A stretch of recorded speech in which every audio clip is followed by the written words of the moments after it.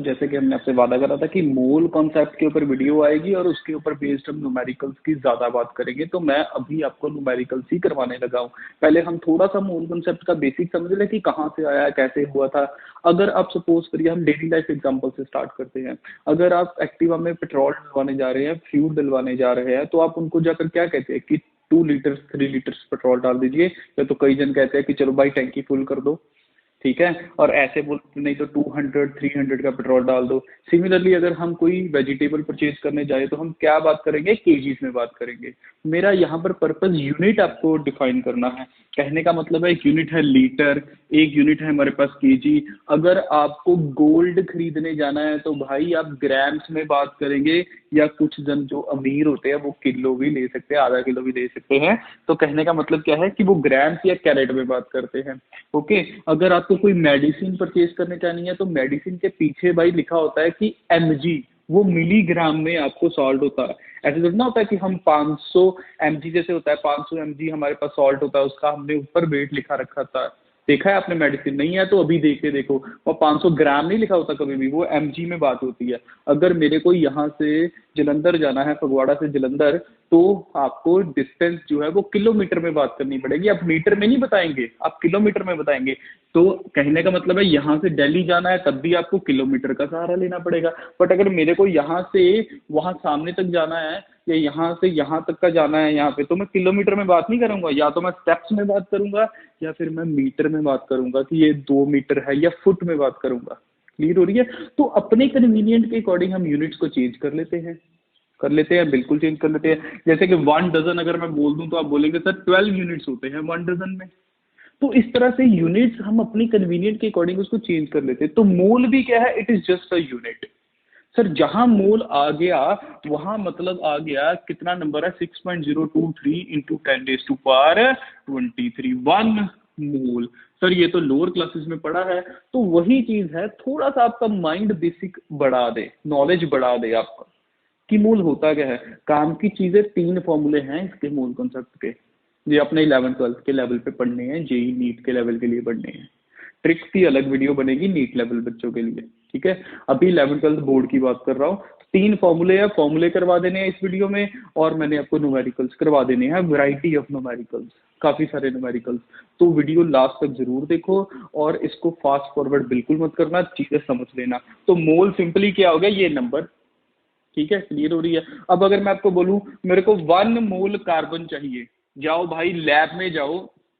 अगर हम क्लासरूम में भी बैठे हैं तो मैं आपको बोलूं लेबोरेटरी में जाओ, 1 मोल ऑफ कार्बन मेरे को लेके आओ, तो आप क्या करोगे, इस नंबर को काउंट करेंगे, क्योंकि मोल का मतलब तो यही हो गया। अब प्रैक्टिकली इज इट पॉसिबल, कि 6.023 इंटू 10⁻23 आइटम टाइम्स हम नंबर को काउंट करें? पॉसिबल ही नहीं है। तो भाई फिर ये तो पंगे पे पंगे पड़े जा रहे हैं कि हम दुविधा में पड़ रहे हैं कि भाई इसको फिर लर्न कैसे करें। तभी एक टर्म रिलेट हो गया, रिलेटिव एटॉमिक मास। क्या बोलेंगे इसको, रिलेटिव एटॉमिक मास। मतलब अगर आपको किसी का भी मोल निकालना है तो आप उसके मॉलिक्यूलर मास या उसके ग्राम एटॉमिक मास के उसको इक्वल कर दो। मैं कहना क्या चाहता हूँ, एग्जाम्पल से समझाऊं? हाँ जी बिल्कुल सर, एग्जाम्पल से। तो 1 मोल कार्बन अगर मेरे को चाहिए, लैब से लाना है, तो मैं इसको काउंट नहीं करूंगा। मैं साइंटिस्ट ने क्या करा था, इस नंबर को इसके मास के इक्वल बोल दिया। वो कहता कार्बन के वेट के इक्वल कर दो, कार्बन के वेट के इक्वल कर दो। ये लो बॉस। सर मेरे को कुछ और समझाइए। चलिए 1 मोल अगर मैं आपको बोल दूं CO2 गैस लेके आओ, तो अब इतनी गैस तो काउंट करनी पॉसिबल है ही नहीं, इम्पॉसिबल है। तो अब क्या करेंगे, बट आपको CO2 का मॉलिक्यूलर मास तो पता है, कार्बन का 12 है, 12, ऑक्सीजन का 16 इंटू 2 32, 32 प्लस 12 कितना होगा 44, that will be equivalent to its mole. ये देखो बॉस, रिलेटिव एटॉमिक मास और मोल कंसेप्ट दोनों साथ साथ चलेंगे। कहने का मतलब क्या, सिंपल फंडा भाई, डिफिकल्ट नहीं करना मोल कंसेप्ट को, एकदम इजी कॉन्सेप्ट है, इजी रख के चलो। सर हमने लोअर क्लासेस में ऐसे पढ़ा है, बस भूल जाओ वो सब चीजें, अगर पढ़ी है तो। अगर इस तरीके से लर्न है तो अच्छी बात है, आपको न्यूमेरिकल्स में हेल्प हो जाएगी। और यूनिटरी मेथड से मोल कॉन्सेप्ट को करना का मतलब है दीवार में सर मारना, कि हम उसको और ज्यादा क्या करेंगे, टफ कर लेंगे। इजी मेथड से करेंगे आपको।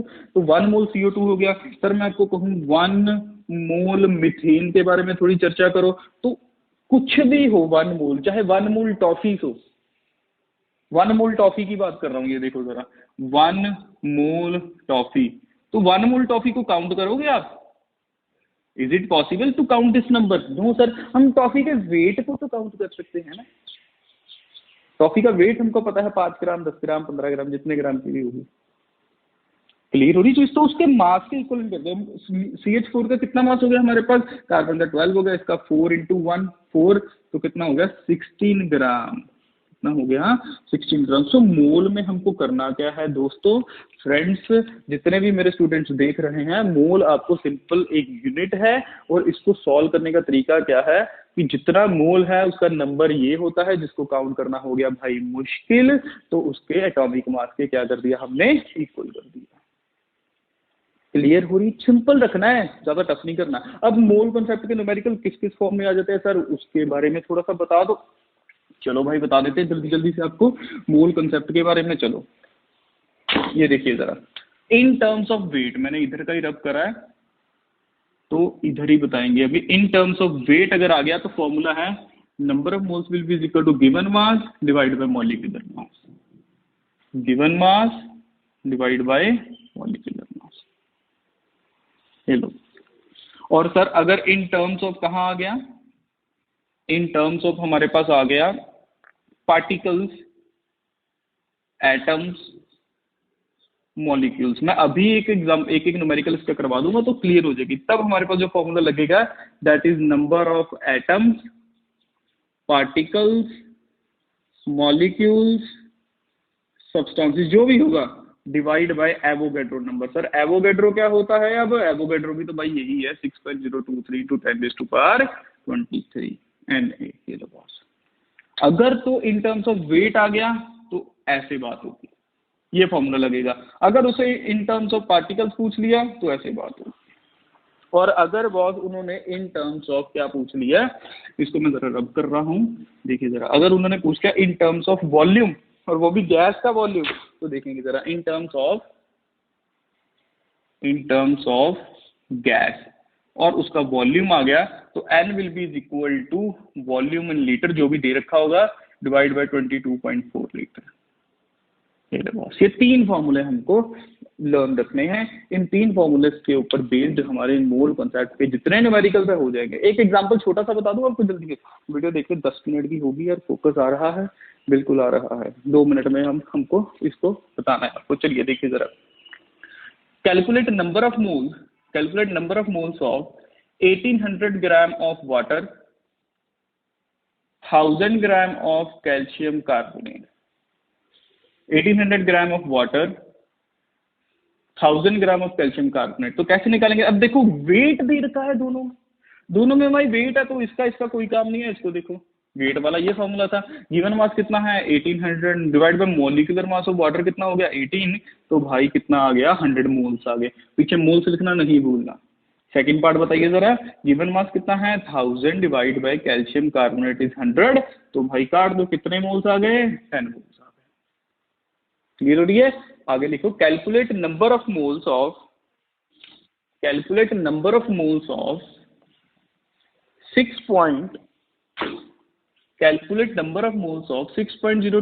× 10⁻22 मॉलिक्यूल्स ऑफ वाटर। इसके नंबर ऑफ मोल्स निकालने हैं। अब देखो, अब मॉलिक्यूल्स दे रखा है तो इसको भूल जाओ, इसकी बात करो, क्योंकि मॉलिक्यूल दे रखा है। सर ये 3 ही करने हैं भाई, 3 करो, काम खत्म काम बोर्ड लेवल के लिए। इजी मेथड रखना, यूनिटरी फील्ड नहीं पहुंच जाना। अब सर ऐसे कर सकते हैं, सिंपल है तो सिंपल रखो। तो इसको कैसे करेंगे? अब जो गिवन नंबर है ये हो गया, डिवाइड बाय एवोगैड्रो क्या होता है भाई, ये इसको कैंसिल कर दो, नीचे 10 बच गया, वो 22 था, नीचे 23 है, N will be equal to 1/10, 0.1। अभी कैलकुलेशन बेस्ड हमने इजी रख दिया है। तो 3 क्वेश्चन मैंने आपको करवा दिए हैं। इसमें हमारे पास क्या था? मास की टर्म में था। इसमें हमारे पास क्या था? एटम्स की टर्म में है हमारे पास। क्लियर हो रही है? अब नेक्स्ट हम बात कर लेते हैं वॉल्यूम की टर्म में। चलिए वॉल्यूम की टर्म में भी बात कर लेते हैं। एक क्वेश्चन लिखिए जल्दी से, calculate number of moles calculate number of moles of 1.12 litre of chlorine gas. 1.12 litre. अच्छा, एक चीज याद रखनी है, ये जो हम फॉर्मूला ले रहे हैं ना, ये एट एसटीपी होता है, standard temperature and pressure. Standard बहुत जरूरी है, मतलब प्रेशर 1 एटमॉस्फेयर होना चाहिए और टेम्परेचर 273 केल्विन होना चाहिए, तभी ये फॉर्मूला वैलिड है। ध्यान रखिए, हर न्यूमेरिकल में दे रखा होगा ये एसटीपी। अगर कहीं एसटीपी है that means temperature is 273 kelvin and pressure is 1 atmosphere. तो क्या लगाना है, वॉल्यूम दे रखा है, लीटर्स में है तो लीटर्स में है, डिवाइड बाई 22.4। इसको सॉल्व करो, आपके पास नंबर ऑफ मोल्स आ जाएंगे। तो 3 से 4 न्यूमेरिकल्स मैंने 3-4 पार्ट करवा दिए हैं। अगर इन टर्म्स ऑफ वेट आ गया, इन टर्म्स ऑफ एटम्स आ गया, इन टर्म्स ऑफ वॉल्यूम आ गया, और वॉल्यूम भी गैस का कौन सा होना चाहिए, एसटीपी पे। अब मैं यहाँ न्यूमेरिकल्स लिखता हूँ, फिर आप उसको खुद से ट्राई करो, और नहीं तो मैं साथ साथ में आपको उसके सोल्यूशंस करवा। So let's start with the numericals of mole concept. Mole concept के न्यूमेरिकल्स कर लेते हैं थोड़े से। ये इजियर वर्जन है थोड़ा सा, फिर हम थोड़े से डिफिकल्ट लेवल के भी करेंगे, यानी हायर ऑर्डर के भी करेंगे। वीडियो को पॉज करके अगर खुद से कर सकते हो ट्राई तो पहले खुद से कर लो, बट साथ साथ में बाद में चेक जरूर कर लेना, क्योंकि मैं आपको बताऊंगा न्यूमेरिकल लिखना कैसे है, वैल्यू कैसे पुट करनी है, स्टेप बाय स्टेप मार्किंग होती है हमारे बोर्ड लेवल में। तो 4 स्टार्ट करते हैं। Calculate mass of CaCO3। उसने मास पूछा है और दिया मॉलिक्यूल्स हुआ है। सबसे पहले तो तीनों फॉर्मूले लिख देते हैं। नंबर ऑफ मोल्स के क्या होते हैं, given mass divide by molecular mass. Second कौन सा था, अगर एटम्स दे रखे होते हैं तो N/Na, और थर्ड क्या है, V/22.4 लीटर। और ये जो ऊपर वॉल्यूम है वो भी किसमें है, लीटर में है। ओके, तो चलो अब देखो, उसने पूछा मास है, दिया ये हुआ है, तो कहने का मतलब इन दोनों को ले आओ नीचे। तो ये हमारे पास सबसे पहले फोर्थ का गिवन लिखेंगे। सबसे पहले गिवन लिखो। गिवन क्या है हमारे पास, उन्होंने दे रखा है नंबर ऑफ एटम्स, एन दे रखा है 12.02 इंटू 10⁻⁻23। ये दे रखा है उन्होंने। मॉलिक्यूल्स, नंबर ऑफ मॉलिक्यूल्स दे रखे हैं उन्होंने, मतलब एन दे रखा है। और मॉलिक्यूलर मास कितना होता है, CaCO3 का 100 होता है, चेक कर लो, वेरीफाई कर लो। और Na हमको पता है कितना होता है, 6.023 इंटू 10⁻23। W स्टूडेंट्स हमने निकालना है। आपको अगर कोई इजी न्यूमेरिकल भी आ गया ना, जो आपको पता है आपको आता है, तब भी ये स्टेप्स लिखने जरूरी है। स्टेप्स के मार्क होते हैं हमारे पास। तो हमारे पास नंबर ऑफ मोल्स कैसे निकलेंगे, given mass divide by molecular mass is equal to N/Na। ये दोनों फॉर्मूले यूज हो रहे हैं एक टाइम पर, क्योंकि उसने पूछा W है बट दिया ये हुआ है, तो दोनों लिख दो। अब W निकला है तो ये ऐसे ही रह जाएगा, मॉलिक्यूलर मास इज 100, N कितना है 12.02 इंटू 10⁻23, एवोगैड्रो कितना है 6.023 इंटू 10⁻23। सॉल्व कर दो इसको, इससे कटिंग करेंगे तो 2 आ जाएगा, ये सारा कैंसिल हो गया। और 100 इंटू 2 कितना हो गया, W will be equal to 200 gram. ये आपका न्यूमेरिकल हो गया पहला। फोर्थ न्यूमेरिकल आपका हो गया है। तो हर एक न्यूमेरिकल जितने भी मैंने दे रखे हैं, जितने भी 4 से लेकर 12 तक, सबको लिखने का ढंग ये है। लिखना ऐसे ही है, पहले given, formula, value putting, answer, units, पूरे मार्क्स मिलेंगे। अगर आपने सीधा यहाँ से शुरू कर दिया, गिवन वगैरह नहीं लिखा, तो हो सकता है एग्जामिनर 1 मार्क आपका या हाफ मार्क क्या कर ले, कट कर ले। और स्टेप मार्किंग होती है CBSE में, ध्यान रखेंगे ये चीज। चलो मूव टू फिफ्थ क्वेश्चन। हम जल्दी जल्दी से क्वेश्चन कर लेते हैं। फिफ्थ क्वेश्चन में क्या है हमारे पास, देखो जरा कौन सा लगेगा, given mass divide by molecular मास, क्योंकि वेट दे रखा है। Calculate number of moles of 8 gram of O2। अब 8 ग्राम है हमारे पास गिवन मास, और O2 कितना हो गया 32, 1/4 इज इक्वल टू 0.25 मोल। चलो देखो कितनी जल्दी न्यूमेरिकल हो रहा है। फॉर्मूला बड़ा इजी मेथड। अब कुछ बच्चे कहेंगे कि सर हम यूनिटरी से करना चाहते हैं, एग्जाम में कर लो, मार्क्स बिल्कुल नहीं कटेंगे। हम वो टीचर नहीं है जो क्या कहे कि आपको कोई भी वैसे ऐसे मार्क्स नहीं कर सकता कि जो बुक में लिखा है वही करेक्ट है। एक ही मेथड, हर एक क्वेश्चन को करने के अलग अलग ढंग है। आपको जो अच्छा लगता है आपने वो एक्सेप्ट करना है। मेरे को फॉर्मूला वाला पर्सनली अच्छा लगता है, इसलिए मैं इसी से करवाता हूँ। यूनिटरी से भी हो सकता है। कैसे सिखाया था यूनिटरी, ये देख लो। 32 ग्राम ऑफ ऑक्सीजन। सर मैंने ऑक्सीजन 32 ग्राम क्यों लिया है, क्योंकि उसने O2 दिया है, एक ऑक्सीजन नहीं दिया। तो इसमें कितने मोल होंगे, 1 मोल। तो 8 ग्राम में कितने होंगे, यूनिट के नीचे क्या आ गया, यूनिट। ऑक्सीजन यूनिट के नीचे क्या है, यूनिट इधर दे दो, x कर दो cross multiply, x will be equal to 8/32, 1/4, 0.25। ऐसे कर लो, ऐसे कर लो, आपने देखना है कैसे करना है। मेरा ये एक्सपीरियंस है, फॉर्मूला कभी गलत नहीं होता, यूनिटरी में कभी कभार गलती हो जाती है लिखते वक्त।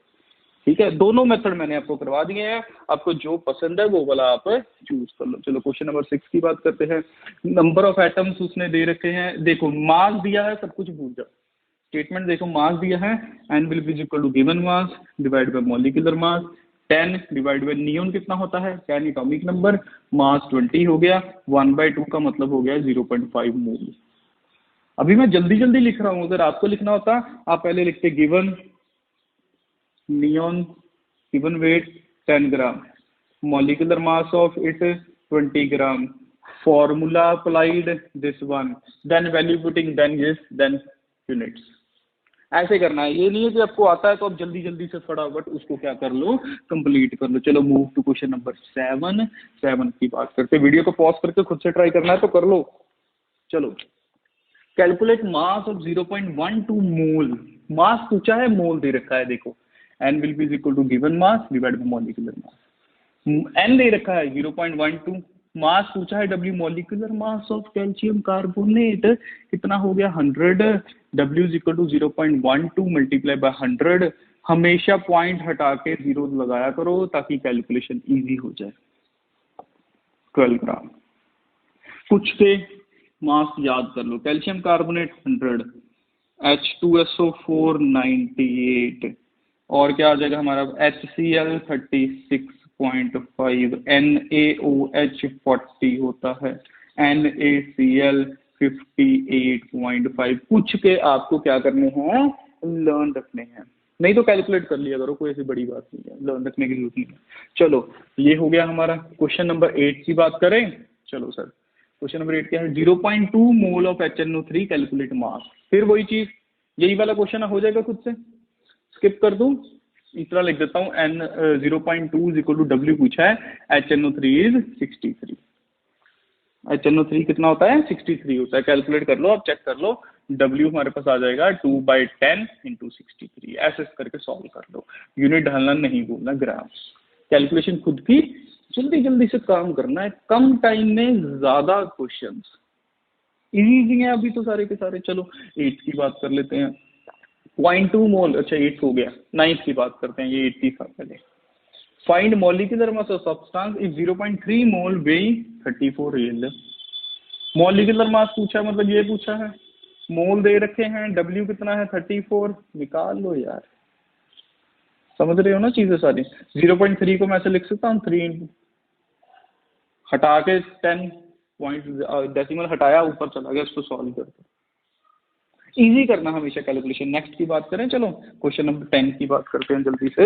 ये लो सर, सारे के सारे क्वेश्चन इजी अभी रखे हैं क्योंकि अभी लेवल बन जाए, और जो मैंने असाइनमेंट में दे रखे हैं क्वेश्चंस वो वाले जरूर कर लेना है। सर कौन सी वाली असाइनमेंट, ये वाली असाइनमेंट, इसमें ये जो क्वेश्चंस दे रखे हैं देखो, मोल कॉन्सेप्ट के जितने हैं निकालो, निकालो मोल कॉन्सेप्ट के क्वेश्चन। ये देखो, ये calculate number of moles, calculate number of atoms, calculate formula units, ये सारे के सारे देखो, सारे क्वेश्चन दे रखे हैं। जिसके पास असाइनमेंट नहीं है मैसेज कर लो, अदरवाइज vphclasses.com पर डाल दी गई है, वहां से जाके दे दो। चलो अदरवाइज व्हाट्सअप कर दो, नंबर दे रखा है।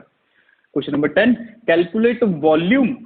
उसने वॉल्यूम पूछा है बट दिया ये हुआ है, मास दे रखा है, तो इसको कैसे सॉल्व करना है देखना इधर जरा। पहले फॉर्मूले लिख दो, मास वाला ये है और वॉल्यूम वाला ये था फॉर्मूला। वॉल्यूम किसमें चाहिए, लीटर्स में।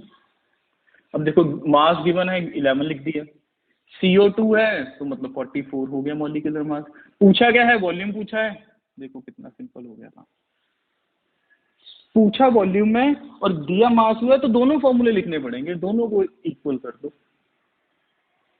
चीज क्लियर हो रही है, ज्यादा डिफिकल्ट, क्रॉस मल्टीप्लाई करो, आपका वॉल्यूम आ जाएगा 22.4 इंटू 11 डिवाइड बाई 44, और ये सब कुछ कब निकलेगा, at STP, standard temperature and pressure. Temperature must be 273 kelvin, pressure must be 1 atmosphere.